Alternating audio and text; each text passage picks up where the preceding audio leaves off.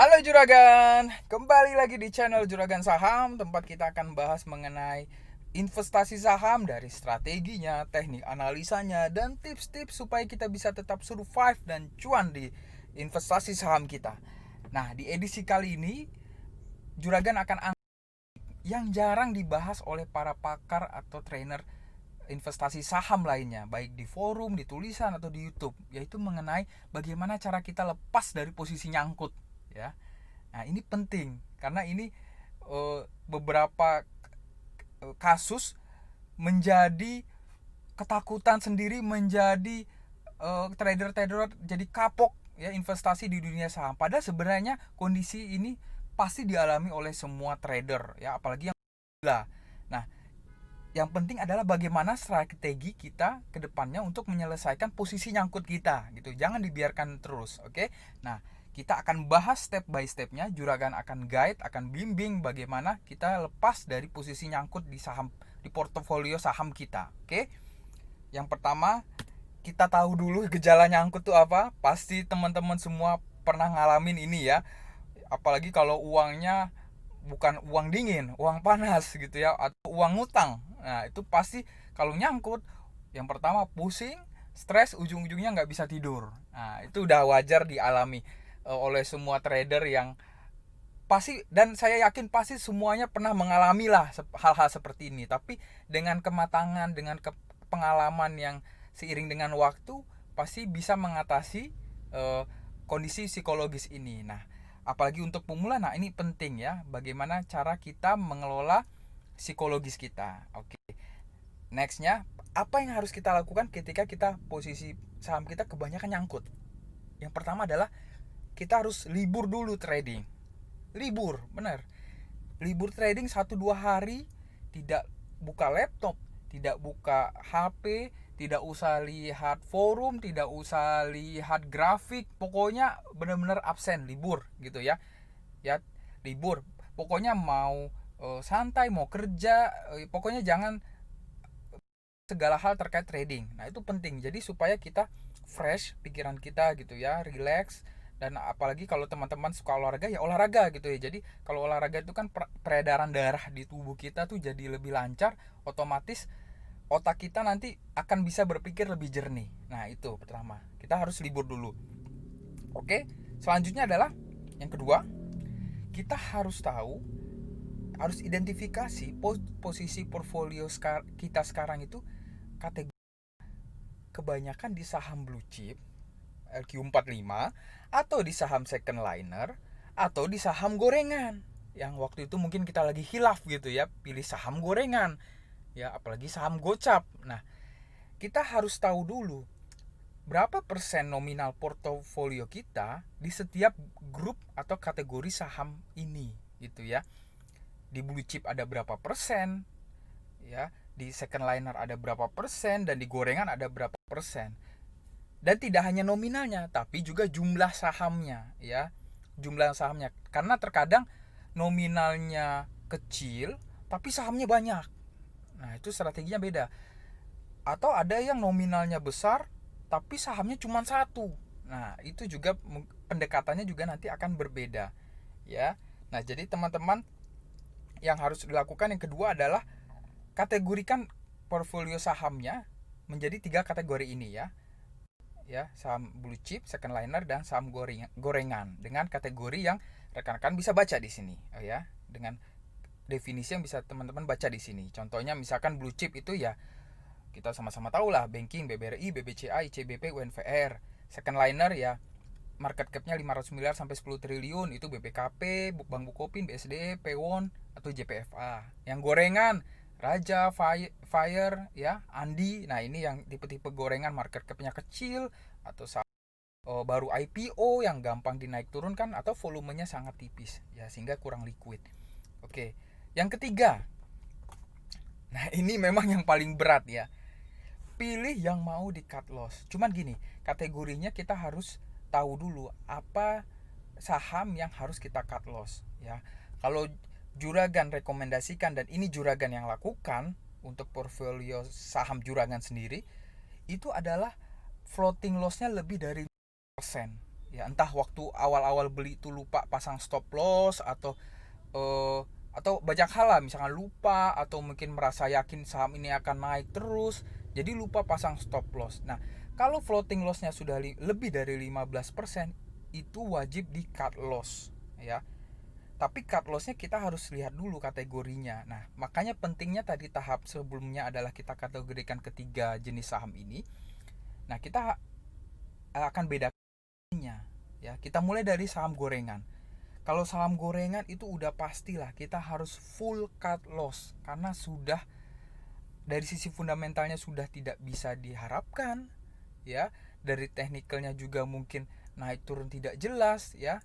Nah, itu full cut loss karena kita sudah jeblos di sini gitu ya. Yang kedua, saham second liner. Nah, rekomendasi Juragan adalah CL cut loss sebagian saja gitu ya. Kalau dilihat second liner ini sebenarnya punya harapan untuk naik karena volumenya besar dan market cap-nya juga lumayan gitu ya. Banyak peminatnya. Tinggal tunggu fundamentalnya yang membaik atau mungkin teknikalnya yang membaik. Nah, saran Juragan adalah kita CL cut loss sebagian maksimum 75%. Jadi tetap sisakan untuk kita nanti strategi selanjutnya nih akan kita bahas apakah mau average down atau kita beralih ke saham yang lain. Nah, untuk saham blue chip yang terakhir kita bisa CL sebagian juga ya, maksimum 50%.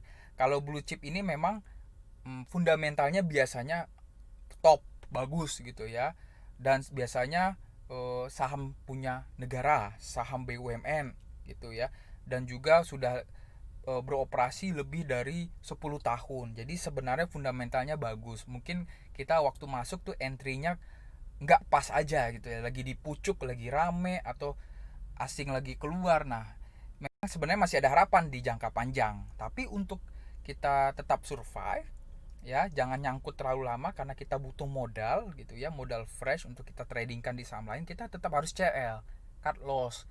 Nah, maksimum 50%.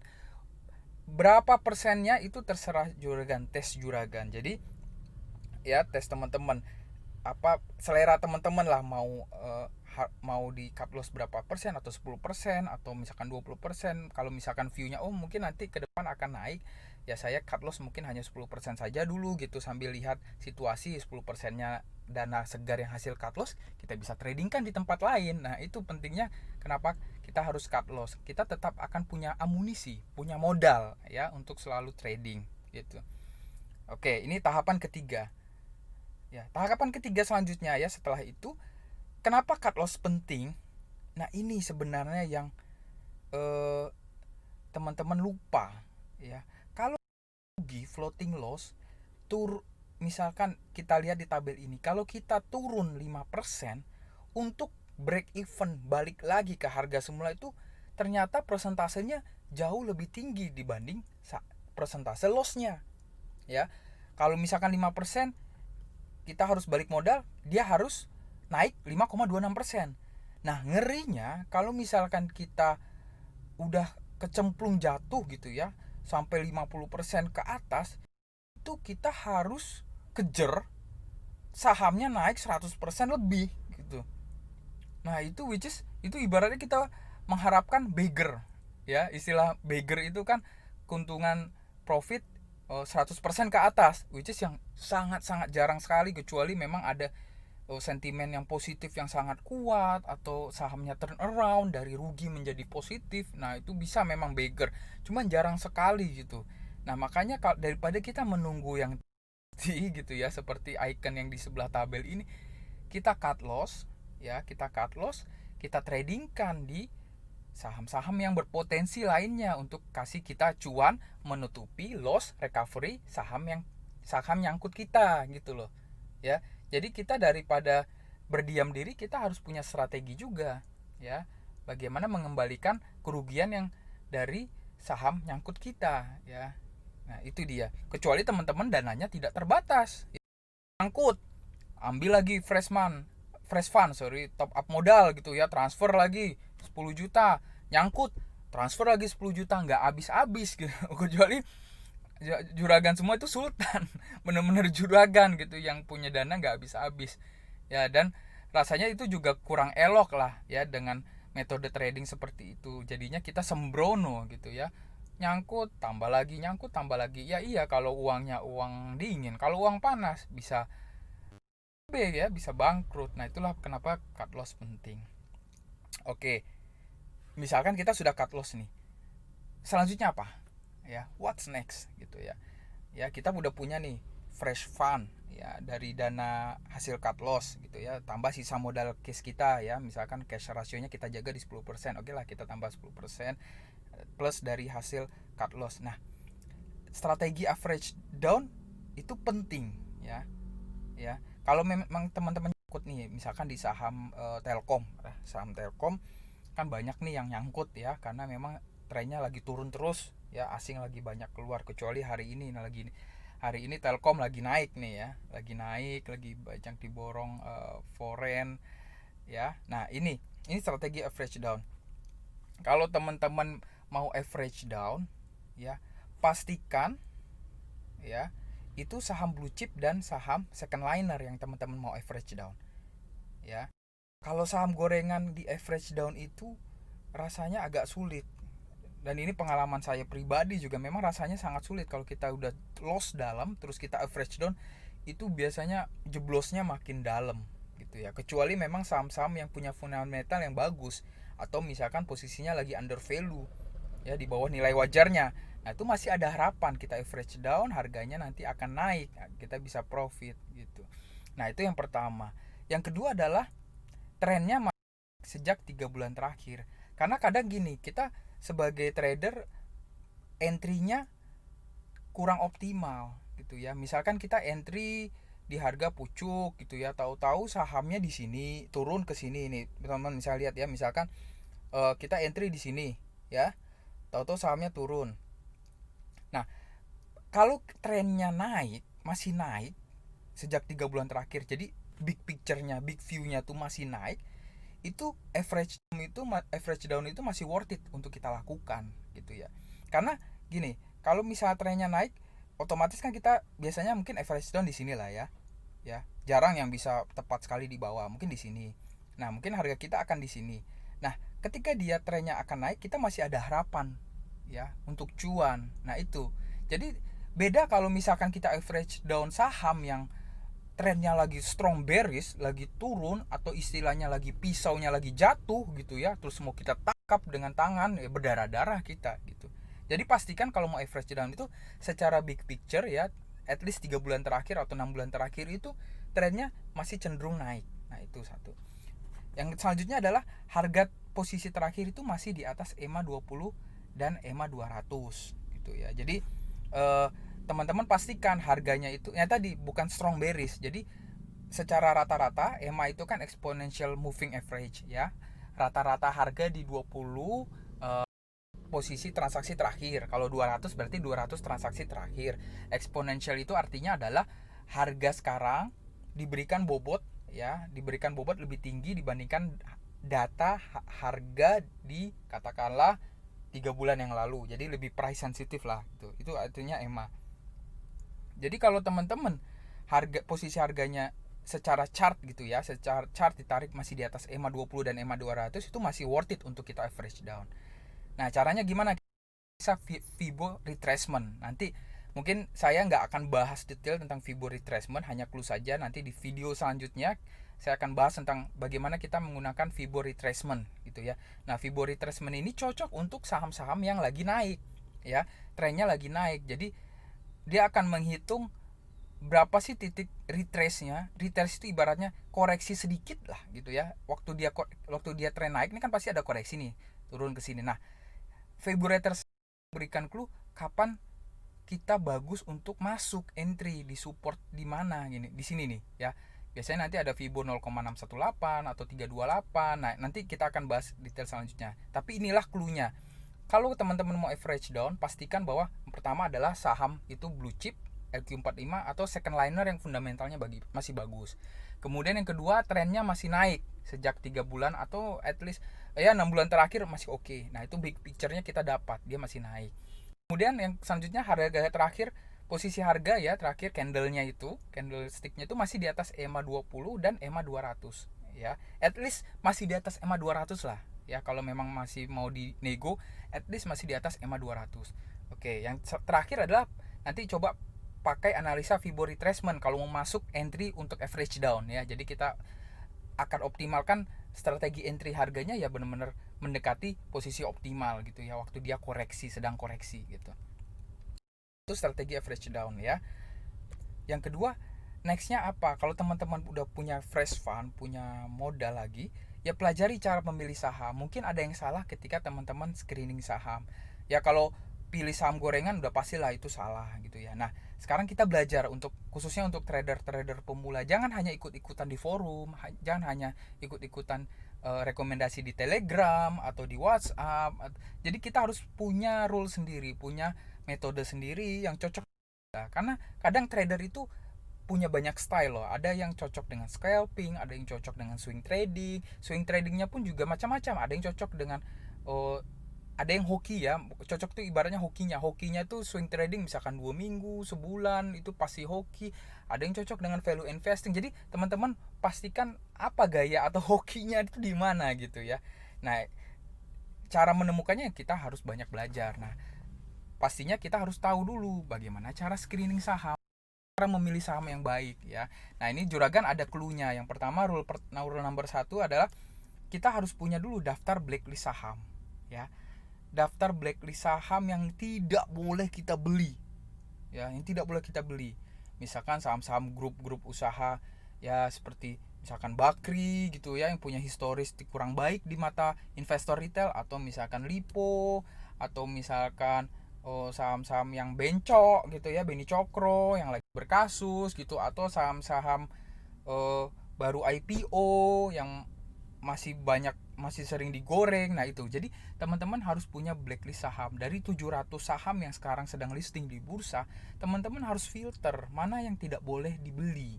Nah nanti dikompres terus dari hasil blacklist itu paling ketemu hanya 200 gitu yang layak beli. Nah nanti dari 200 itu difilter lagi dengan rule nomor 2, yaitu fundamentalnya masih oke, labanya masih positif, revenue dan ekuitasnya masih tumbuh gitu ya, untuk growth stock, tipe growth stock ya. Atau mungkin teman-teman kalau senang value investing, cari yang fundamentalnya oke tapi mungkin lagi koreksi secara temporary gitu ya, karena isu-isu atau sentimen saja, atau yang harganya masih di bawah nilai wajarnya. Nah macam-macam lah, intinya fundamentalnya masih oke gitu ya, fundamentalnya masih oke, masih ada harapan saham ini akan memberikan cuan untuk kita gitu ya, tidak tidur di 50 atau menjadi saham gocap. Oke, rule number 3. Ini dari sisi GCG-nya ya. Hindari pemilik perusahaan atau emiten yang punya afiliasi politik ya. Kalau bisa sih hindari, tapi memang kebanyakan sih banyak juga ya berafiliasi politik atau pernah punya kasus. Ya, mungkin yang penting ini jangan sampai pernah punya kasus. Kalau udah pernah punya kasus itu risiko gagal bayarnya, risiko suspendnya, risiko delistingnya itu sangat tinggi ya. Sangat-sangat tinggi gitu. Jadi pastikan jangan GCG-nya itu jangan ada cacatnya. Ya, jangan ada cacatnya. Itu intinya dari pemiliknya ya, shareholdernya. Ya, key personnya tuh teman-teman harus tahu siapa di balik ini ya, gitu. Kemudian rule number 4, pilih saham yang harganya masih di atas EMA 200. Ini dari sisi technical ya. Kalau tadi kan dari sisi fundamental. Dari technicalnya pastikan harganya masih di atas rata-rata 200 transaksi terakhir atau hari terakhir, hari perdagangan itu masih di atas rata-rata. Jadi trennya masih naik gitu ya. Walaupun dia ada koreksi tapi secara big picture-nya dia masih naik dalam beberapa bulan terakhir. Dan juga volumenya, perhatikan volumenya harus cukup besar sehingga gampang dijual. Jangan volumenya yang tipis-tipis. Nanti kalau volumenya tipis sudah beli susah dijual. Itu bingung kita kalau mau jual, siapa yang mau beli. Aduh, itu sulit itu kalau memang volumenya tipis, tahu-tahu ditinggal dannya atau transaksinya sangat kecil. Nah susah jualnya gitu ya. Nah yang terakhir, rule number 5, untuk posisi entry-nya sendiri ya, jangan beli ya, usahakan jangan beli saat IHSG itu lagi tinggi-tingginya gitu ya.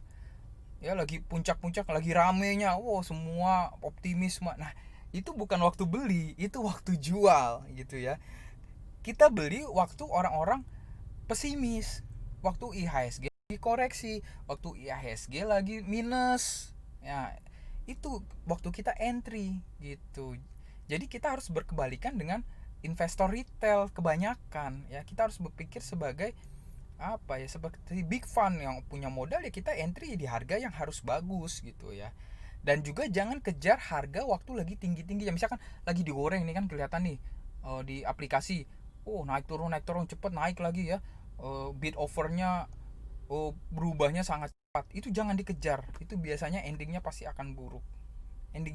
Misalnya kita kejar harga mau arah 25, mau ke 25%, udah digoreng nih, udah kita lihat pas harganya 15%, terus kita mau masuk, itu risikonya tinggi ya. Risikonya tinggi itu udah masuk ke gambling sebenarnya. Jadi teman-teman kalau mau masuk itu jangan pas harga lagi tinggi-tingginya, justru pas lagi koreksi ya. Atau teman-teman bisa lihat misalkan waktu lagi dia koreksi asing lagi masuk, nah itu lebih bagus lagi. Berarti asing masuk, kita ikut aja masuk gitu ya. Foreignnya misalkan kan di aplikasi ada tuh menu foreign ya, net foreign buy. Nah kalau ini clue aja ya, net foreign buy lagi masuk, kita ikut masuk terus harganya koreksi, nah itu bagus, itu sebenarnya salah satu teknik juga untuk entry. Nah itu ya, pelajari cara memilih saham, jangan hanya ikut-ikutan ya. Kalau teman-teman semua ikut-ikutan, wah kapan pinternya gitu loh. Jadi yang lain kita nyangkut. Dan juga kadang-kadang yang pom-pom itu, yang tebar ketakutan, tebar itu kadang itu punya niat yang tidak baik gitu. Jadi dia dia misalkan ayo beli, sedangkan dia sendiri sebenarnya pengen jual gitu. Nah jadi kita harus independen, harus mandiri secara keilmuan, dan ya harus punya rule sendiri yang kita taati sendiri gitu. Oke, yang ketiga ya, nextnya jangan lupa trading plan dan money management. Nah teman-teman harus udah fase istilah-istilah di sini ya, seperti range buy, target profit, stop loss, trailing stop gitu ya. Kalau teman-teman bingung trading plan, bisa tonton video Juragan ya. Video Juragan yang terdahulu itu mengenai bagaimana membuat trading plan di Excel, di spreadsheet dari nol ya. Jadi Juragan ajarin ini Excel masih nol, kita buat ya step by step, kita ketik satu-satu gimana caranya sampai dapat trading plan untuk tipe investor yang swing trading. Nah bisa tiru, nanti kalau mau modifikasi silakan ya. Juragan seneng malah, berarti makin pinter kan, bisa modifikasi, bisa di fine tuning, it's okay, nggak masalah. Yang penting kita harus punya trading plan. Trading plan itu apa sih? Gini, trading plan itu ketika kita beli, kita harus langsung pasang stop lossnya, kita harus punya target profitnya di berapa persen gitu. Nah itu trading plan yang paling sederhana sebenarnya ya. Kalau nggak punya itu berarti belum punya trading. Oke, satu. Nah yang kedua adalah money management. Money management itu kita bicara tentang risiko per transaksi, kemudian reward to risk ratio-nya seperti apa. Risiko per transaksi itu gini, misalkan kita punya modal 10 juta ya. 10 juta itu terus ada misalkan saham menarik lah, saham katakanlah Telkom nih lagi bagus nih sekarang ya, hari ini kita mau masuk. Dari 10 juta itu kita mau alokasiin berapa juta untuk beli Telkom. Nah itulah money management. Satu hal yang sangat dilarang dalam money management adalah all in ya. Itu waduh, itu udah haram hukumnya ya. Kalau hukum Islam tuh udah haram, all in itu di satu saham itu sangat haram gitu ya. Jadi berarti itu manajemennya nggak jalan. Nah cara menentukan money management itu seperti apa? Nah itu sebenarnya di video Juragan yang tadi ya, trading plan itu ada juga membahas bagaimana money management. Misalkan nih Juragan kasih contoh ya, kita mau beli, kita punya modal 10 juta gitu ya. Stop loss kita ya, risk per trade itu istilahnya risiko per transaksi ya. Nominal loss yang kita acceptable lah di setiap satu transaksi itu, satu pembelian saham itu misalkan 100.000 ya, 100.000 aja gitu ya. Nah berarti jumlah lot maksimum yang kita beli ya itu harus menyesuaikan dengan persentase kerugian 100.000 tadi gitu ya. Misalkan kita pasang stop lossnya di minus 5% gitu ya, berarti minus 5% itu harus mampu menggambarkan 100.000 tadi. Nanti berapa jumlah lotnya harus dibeli, nah itu ada di tadi video Juragan detailnya ya di situ. Nanti teman-teman coba browsing channelnya ya, itu bagus itu untuk trading plan dan sekaligus manajemennya seperti apa. Oke. Nah, yang kedua adalah reward to risk ratio. Jadi ini bicara trading plan ya. Kalau misalkan teman-teman pasang stop loss minus 5%, terus mau take profit jika dia sudah sampai 10%, berarti reward to risk ratio-nya adalah 2 kali.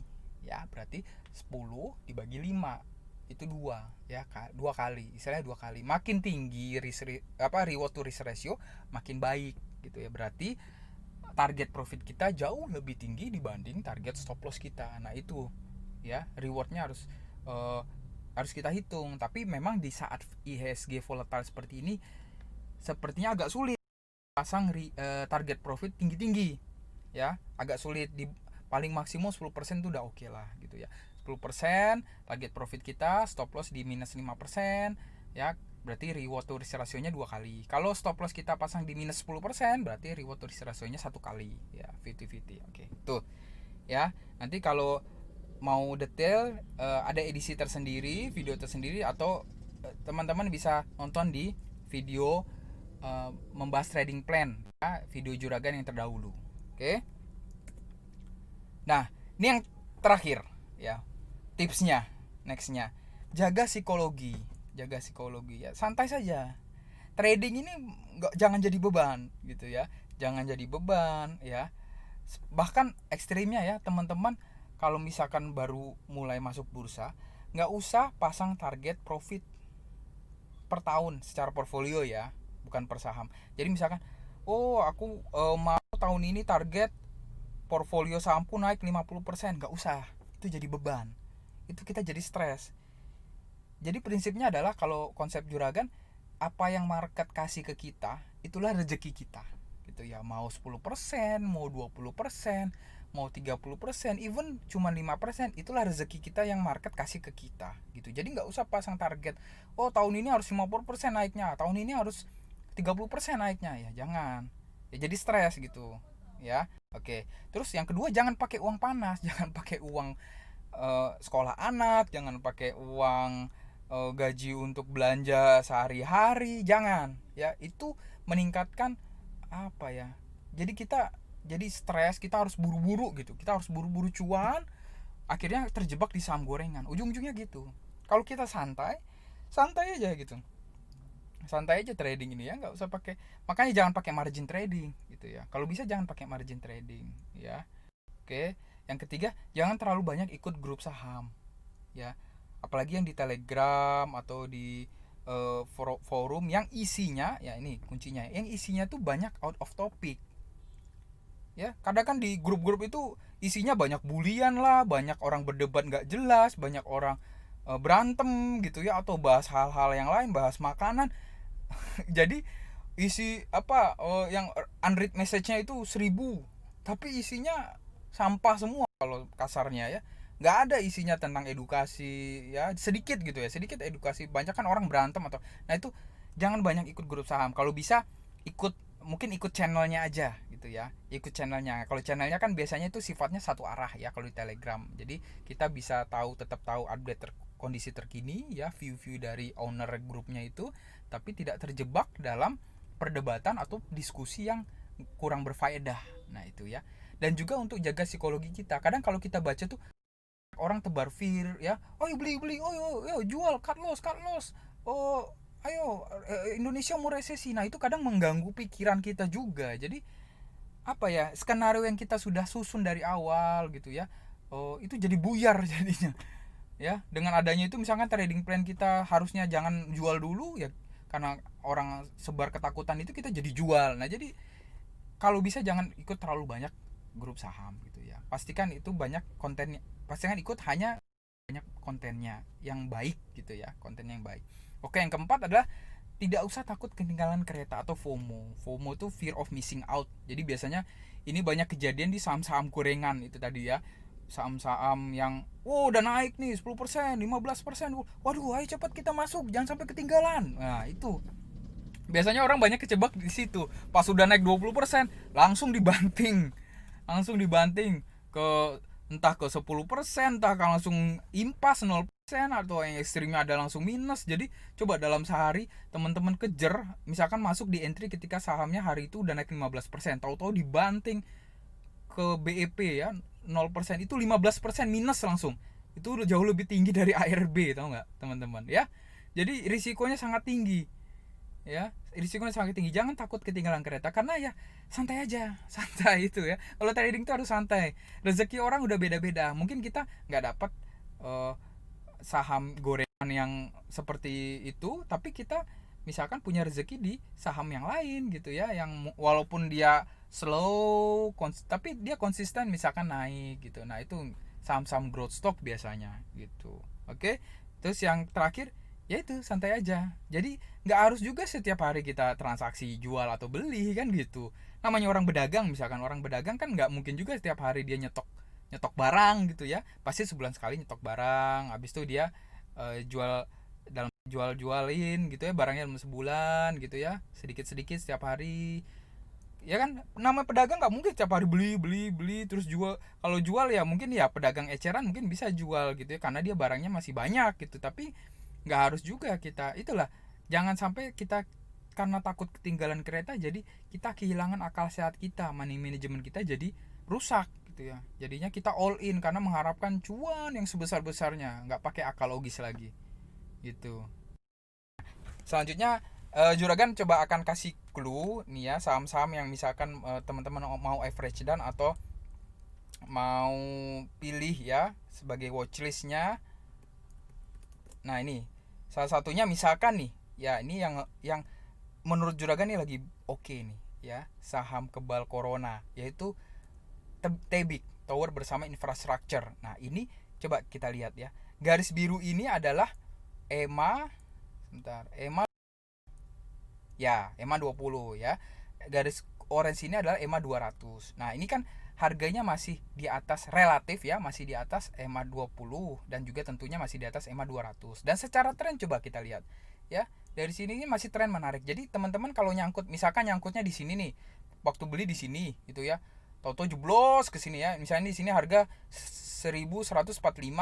Toto jeblos ke harga 1080 ya.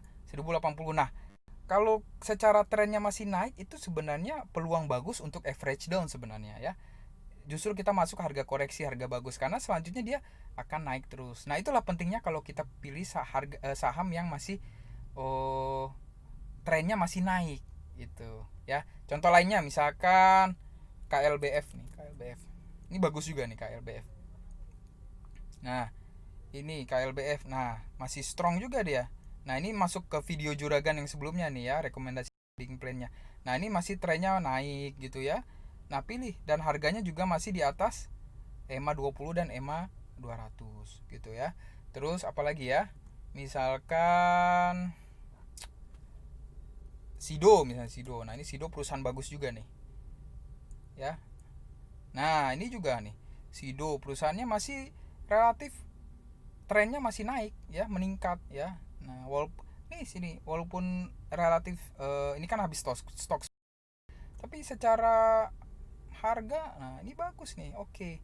Jadi teman-teman coba cari saham nextnya ya, kedepannya kalau udah keburu nyangkut ya mau gimana lagi ya, kita harus exit tadi dengan strategi yang sudah Juragan sampaikan. Cuman kedepannya kita pelajari ya, ada lesson runnya, ada apa perbaikannya. Nah itu pilih saham-saham yang trennya mungkin masih naik gitu ya.